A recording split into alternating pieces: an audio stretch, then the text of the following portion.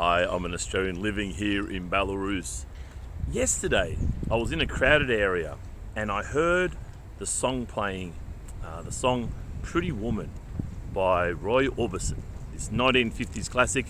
If you don't know it, it's something like, pretty woman, walking down the street, pretty woman, blah, blah, blah. Now, this is a quite iconic song, right? But it's quite kind of daggy and cheesy is what we would think of it maybe in the West. Still a classic, but, not very cool. And I was like, where is that music coming from? And this young guy, I'm going to stab it and say 18, maybe 20 years old, was riding this kind of hybrid machine thing. It was like half scooter, half bicycle. You do get this a bit in Minsk. People kind of make up their own stuff. And you kind of get these motorized in-between vehicles, which you don't tend to see, well, at least in Australia. And I'm thinking, is that him? There's a big speaker on his bicycle thing. And I'm like, I think it is him. And as he's getting closer to me, it's getting louder and louder. I thought, well, that's cool. And then as he rode off, it got quieter and quieter. It's like, well, this is very interesting. And I thought, you know what? If this was in Australia, this guy would have gotten teased. People would be laughing at him. And I'm thinking this through and I'm like, you know what? This kind of thing happens a lot. You often hear people ride past with loud music playing from their bicycle and people kind of riding weird in between kind of random stuff that they've made themselves. This does happen from time to time. And I've never noticed any social pressure or any kind of like negative social vibes towards them. I'm like, wow. I'm thinking it through. It's like, well, okay, in Belarus, like there is a definite social etiquette thing happening, right? You must abide by some certain social etiquettes. And these things are quite strict. However, outside of that, there's actually a lot of personal freedom. There's a lot of, one example is all the t-shirts that people wear. If you've been here for a long period of time in the warmer weather, you'll notice there's a lot of t-shirts with like slogans and random pieces of life advice and jokes and this kind of stuff. This is really, really common here.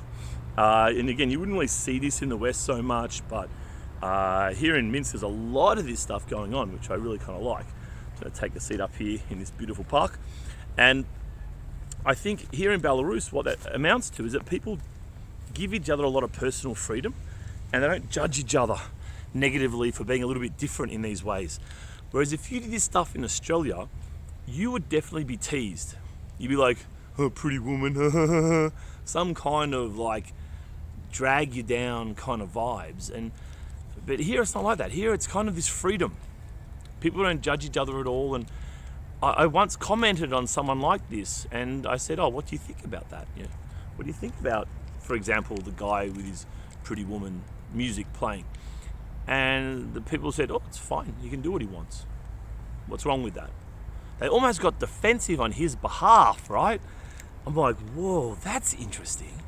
So you've kind of, for some reason, despite all of its strict social norms and etiquettes here, for some reason, you are given this real personal freedom, which in Australia you don't have.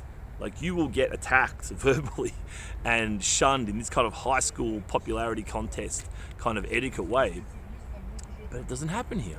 And I realized that they've got the balance right here, because you need to have some social cohesion and social agreement on matters of importance, such as how to navigate each other, with each other through a crowd, or blah, blah, blah, blah, blah, how to behave with each other, right? This is important. Societies must have this.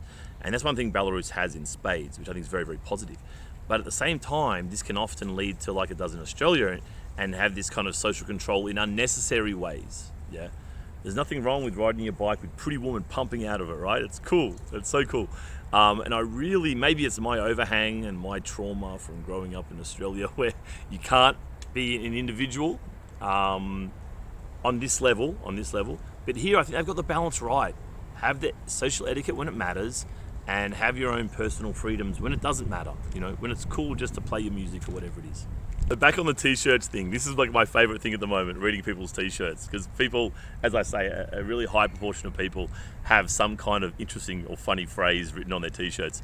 If you're here in Minsk now, and if you've noticed this, because this is like something maybe you might not notice, but if you have, I'd love to hear either a t-shirt that you own or a t-shirt phrase that you've seen on somebody who's kind of walking around here in Minsk during the daytime. Here's a little bit of B-roll for you guys. So this is Gorky Park. It also says Daitsky Park, which is children's park. So let me just give you a little bit of a stroll around here after the main crux of the video. So you have these little car things here that just sit here for kids to kind of use. I'm not sure what happens here. Oh, there we go. There's a payment thing. So 10 rubles for 8 minutes. Available between 10 and every day between 10 and 20 or 10 and 8 p.m. Kids can jump on one of these and ride them around. Lots of different kind of ice cream shops, eateries and so forth. You can see very well landscaped parks. I'll just walk up here just to show you, and you can see the landscaping plus the chairs here. If you go here on a busy day, at the moment it's I think a Wednesday, is it? Kind of mid-morning, so there's not a lot of people around. Obviously people have jobs and what have you, but you can see people. It's an activity hub. You know, look at this, 3 generations of men eating ice cream. That is wonderful to see, really is. That's fantastic. Family here again, happy family. I would say these are tourists, probably. There's a vibe, but you see what happens further up there. 3 kids with the mum there. Again, getting ice cream, some corn, soup stuff, whatever it is. Lots of different ice cream flavors. So you can really get a sense of the park's original purpose still works. Yeah, still works. I'll just walk up here. Again, on a busy day, nice warm Saturday, you have to queue up for these seats. People prop up here, talking to their friends, drinking coffee, eating ice cream.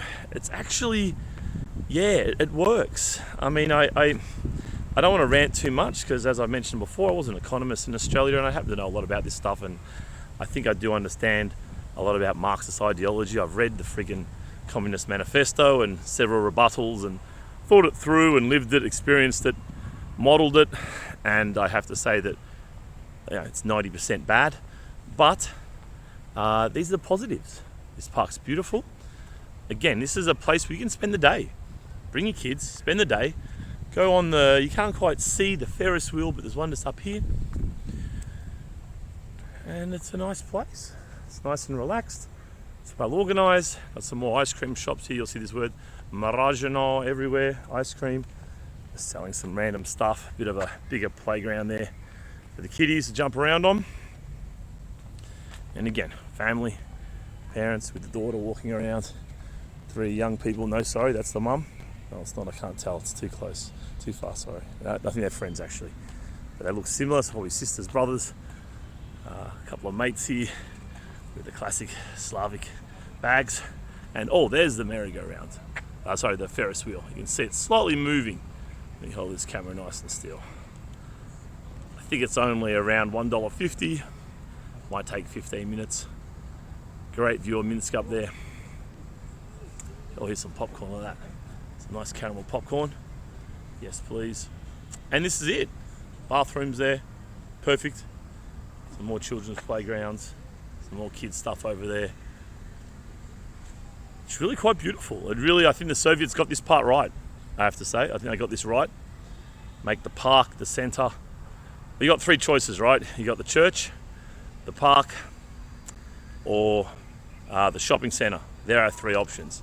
So I'm voting the shopping centre out, and I think the church has probably had its day, at least in its current format. It may have a resurgence at some stage. Pockets of it may survive as the rest implodes, who really knows? But I think the park is definitely something you can combine other things with and creates a great centre for a society to kind of create that common area, you know. Because as I say, 2022, what are the common areas in your area where you live in the West? It's a shopping centre. That's it, mate. You got a shitty shopping centre selling stuff you don't really want. But yeah, obviously my opinion is pretty clear on this. I'll just leave this running as I walk out and make another video. Let you guys see some of the locals hanging out, doing their thing, relaxing. Again, this is only a Wednesday. I think I might be getting close to midday maybe on Wednesday.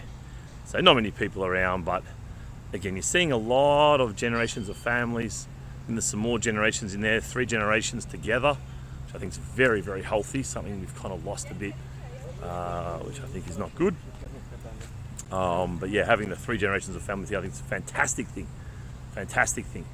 Share the wisdom, build that connection with your traditional roots and knowledge and so forth. I think it's great. So you can see in there's the Dushka and Babushka with their granddaughter playing around there.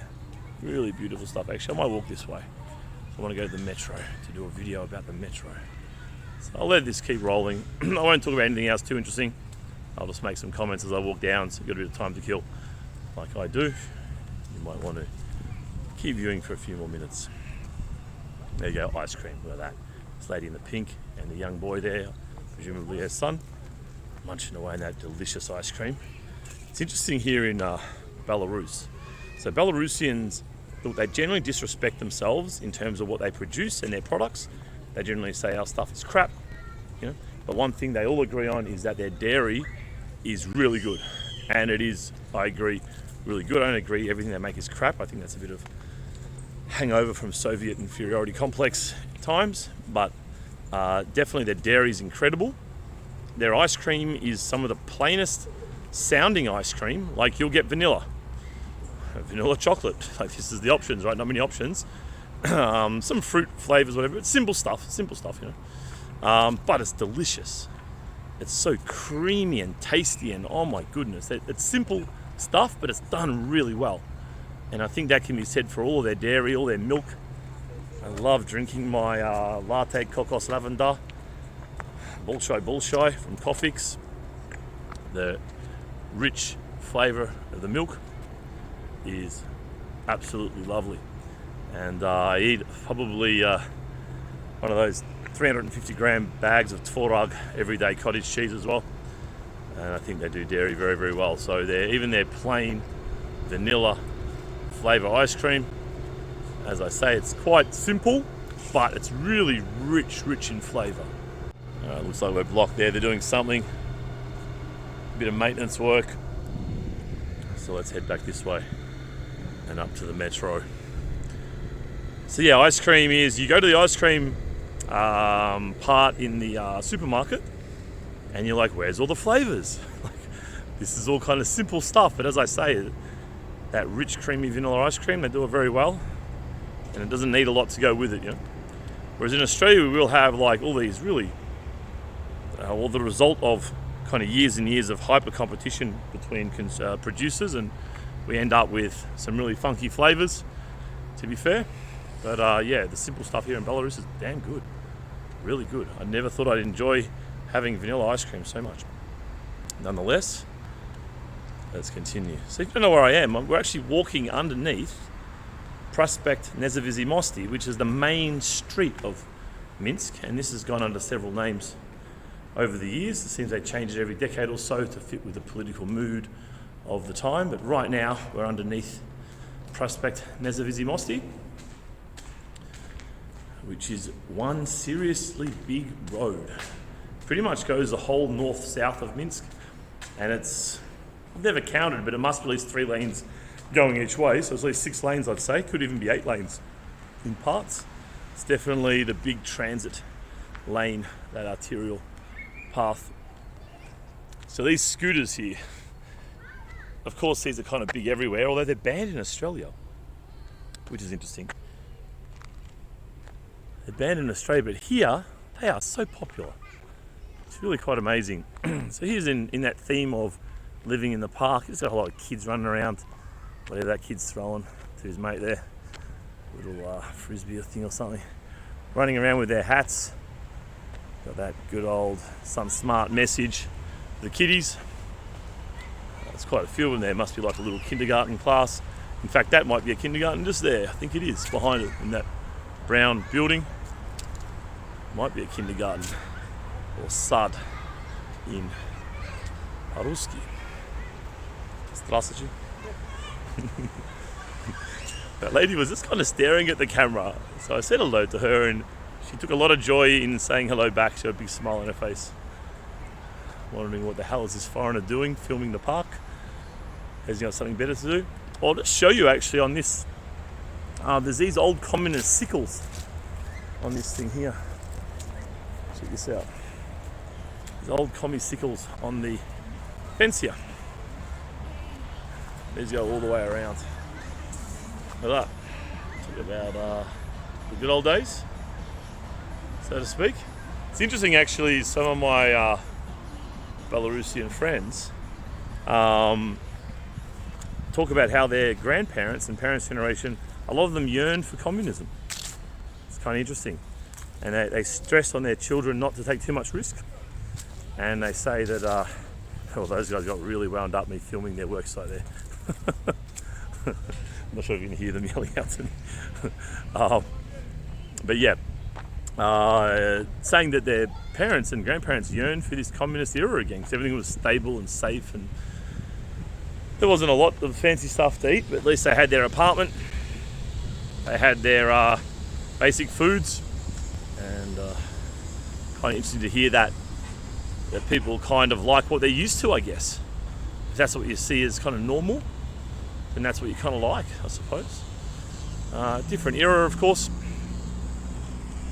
Some more good example of just kind of landscaping and kind of in between the road here. This is kind of your main arterial road of Minsk. And this is a nice little garden area. So this you may recognise as Lee Harvey Oswald's building. I did a video there recently, and it's now a TV station. You can see a big satellite there, tower there, should I say, not satellite obviously. Mate of mine lives in that block in a nice 3-bedroom apartment. It's quite a nice spot there. We're getting up to Victory Square. Ploshka Pirogi. You can see the flames on there. Some kids running around the flame there. And it's quite a beautiful metro station actually. I'll keep filming. I'm going to do a video at the metro. So I'll just keep filming, going down there. So if you want to check out what's going on. It's late morning, beautiful late morning on this summer. Might have some more tourists here. There's quite a few tourists around at the moment. Oddly enough, not from the West, because at the moment the West is giving a very specific message about Belarus. So Westerners don't kind of come here, but certainly there's a lot of people, well, from Russia, first of all, because they can come here. A lot of people from Latvia, Lithuania, even Poland, because there's a visa-free situation with those 3 countries, and I think Estonia as well. So I've met quite a lot of people from Lithuania and Latvia, especially in the last month or so. A lot of tourists, and of course heaps of guys from Turkey and lots of Chinese. One thing that's really surprised me about this place is how many Chinese there are here. And there's actually a lot of Belarusians in China too, although the Chinese government does seem to be tightening up on that and slowly kicking all the foreigners out, but nonetheless, still a lot of Chinese here. I've got a couple of Chinese friends actually who were studying with me at the university. I'll just show you this car. Sorry if the voice gets drowned out a bit here because of the traffic, but I'll just show you this car which pops up everywhere, and I'm really curious if you know the story behind it. If you're watching, you know the story behind it, you know whose it is, do tell me. I'd be very curious to know. This car here, they just park it here for like a week, then it's gone, and it shows up on Mark Street, sits there for a week, then it's gone, then it's back here. Donate for Grandpa's restoration, so they reckon. And it's a quirky little car.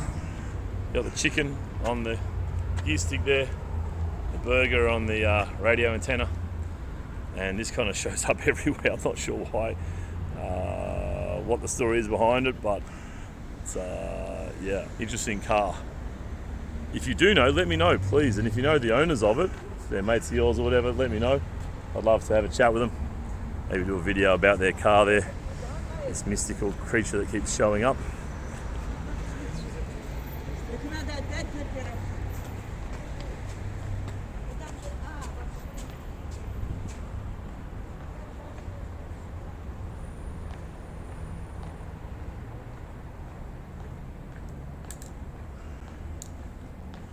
Nice and quiet down here. Must have just been an exit for one of the trains going north or south.